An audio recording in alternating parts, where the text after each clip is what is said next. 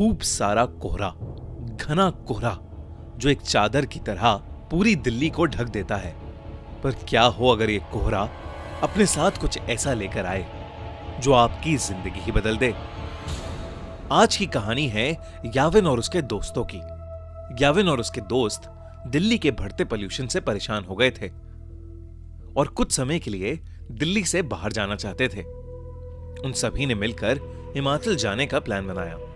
3 दिन बाद ही उन्होंने कैब हायर की और सुबह 4 बजे अपनी ट्रिप के लिए निकल गए। याविन और उसके दोस्तों को लेने आया ड्राइवर बहुत ही हंसमुख और खुश मिजाज था।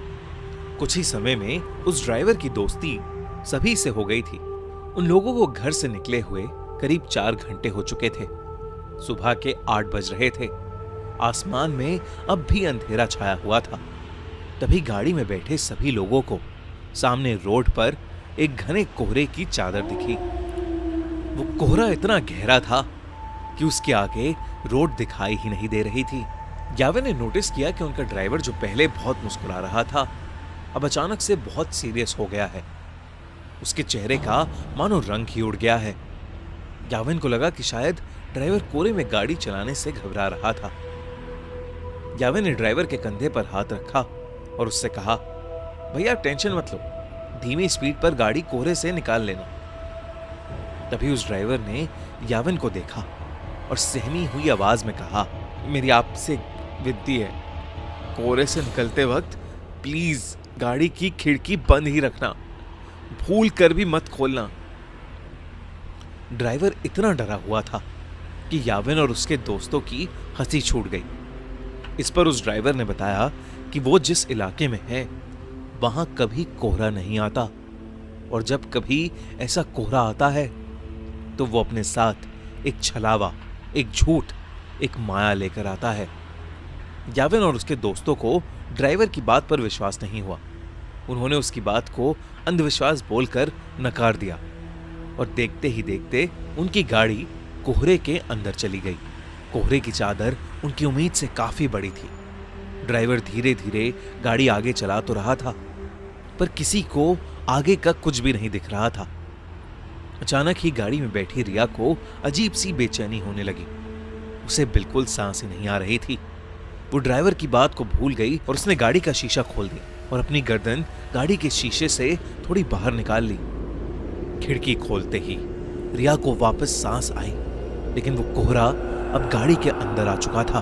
कुछ ही सेकंड्स बाद जैसे ही रिया ने गाड़ी के अंदर देखा तो उसके होश ही उड़ गए। गाड़ी रोड पर चल रही थी, पर उस गाड़ी के अंदर रिया के अलावा और कोई नहीं था। रिया की सांस वही अटक गई। याविन, रवि और ड्राइवर तीनों ही गाड़ी से गायब थे। गाड़ी अपने आप आगे चल रही थी।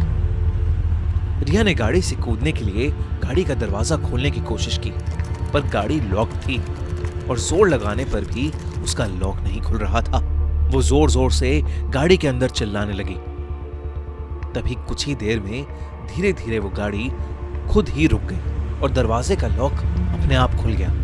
रिया ने बिना कुछ सोचे समझे गाड़ी का लॉक खोला और गाड़ी से बाहर भागने लगी, पर उसे अपने आसपास घने कोहरे के अलावा और कुछ भी नहीं दिख रहा था। रिया चिल्ला चिल्ला कर मदद मांगने लगी। उसका दिल अब उसके शरीर से बाहर आ रहा था कि तभी उस कोहरे में कुछ दूर पर उसे एक काली परछाई दिखी जो एक बहुत ही बड़े आदमी जैसी लग रही थी। रिया मदद के लिए उस आदमी की तरफ भागने लगी, पर भागते हुए उसने ये देखा कि वो परछाई के करीब पहुंच ही नहीं पा रही है। वो परछाई हमेशा उतनी ही दूर होती जितनी पहले थी। इससे पहले रिया कुछ भी समझ पाती, उसे महसूस हुआ कि जैसे उसके पीछे कोई खड़ा हुआ है। रिया अब इतनी डर चुकी थी कि उसके अंदर पीछे मुड़ने की भी हिम्मत नहीं थी। पर हिम्मत करके जब रिया ने पीछे देखा, उसकी रूह कांप गई। रिया के पीछे एक 12 फीट लंबा काला साया था। लंबे काले साये को देखकर रिया बुरी तरह कांपने लगी। तभी अचानक रिया को पीछे से एक बहुत जोर का धक्का लगा और वो नीचे गिर पड़ी। याविन, रवि, वो ड्राइवर और रिया अब भी गाड़ी में थे। रिया ने जैसी वो खिड़की खोली थी, वो बेहोश हो गई थी। उस ड्राइवर ने उसके बेहोश होते ही रवि को जल्दी से वो खिड़की बंद करने को कहा। याविन और रवि रिया की हालत देखकर उसे जगाने की कोशिश कर रहे थे और ड्राइवर बस बार बार एक ही चीज बोले जा रहा था, गाड़ी की खिड़की नहीं खोलनी चाहिए थी, नहीं खोलनी चाहिए थी गाड़ी की खिड़की। याविन को अब ड्राइवर पर गुस्सा आने लगा था।